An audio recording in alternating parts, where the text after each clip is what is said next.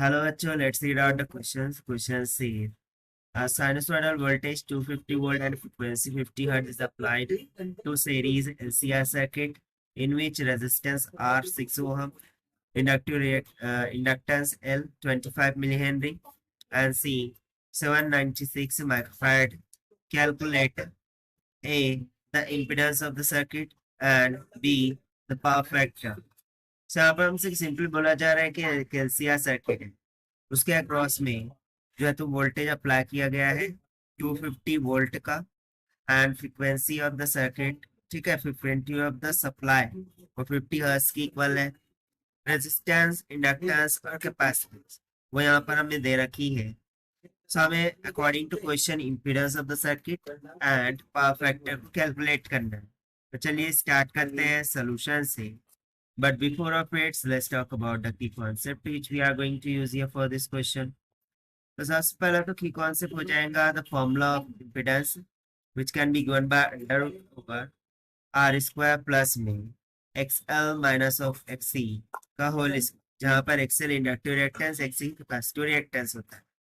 Second formula हो जाएगा power का cosine of y, this is nothing but equals to r by z। So चलिए start करते हैं। हम यहाँ सबसे पहले हम क्या करेंगे, जो इंडक्टिव रिएक्टेंस और कैपेसिटिव रिएक्टेंस उसको कैलकुलेट कर लेंगे। सो इनका फॉर्मूला हो जाता है 2πfl और इसका फॉर्मूला हो जाता है 1/2πfc। सो वैल्यू को सब्स्टिट्यूट करते हैं, that is 2 into pi, into में फ्रीक्वेंसी 50 मल्टीप्लाई बाय इंडक्टेंस कितनी देर का 25 मिली हेनरी, मिली मीन्स टू से 10 to the power minus 3। सो इसको मल्टीप्लाई करने पर कितना आ जाएगा 7.854 ओहम्स की, ठीक है। ये आ गया हमारे पास इंडक्टिव रिएक्टेंस। उस तरीके से कैपेसिटिव रिएक्टेंस कैलकुलेट करेंगे 1/2 पाई इंटू में frequency is 50 multiply bye capacitance कितनी है 796 माइक्रो मीन्स टू से 10 to the power minus 6। So approximately 3.99 आएगा। So 3.99 को हम approximately 4 लिख सकते हैं। So XC कितना आ गया 4 ohms की।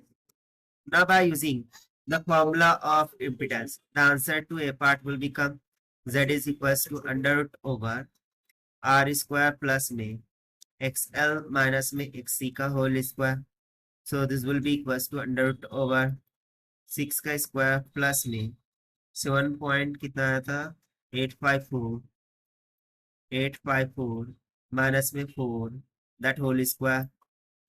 सो इसको सिंप्लीफाई करने पर the impedance will approximately comes around 7.13 ohms, और ये हो जाएगा हमारा required answer for the A part of this question.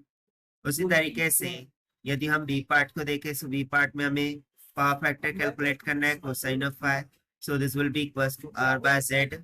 So this is equals to कितना है 6 और इम्पीडेंस कितना है 7.13 आया था, yes. So after dividing this will come around 0.842।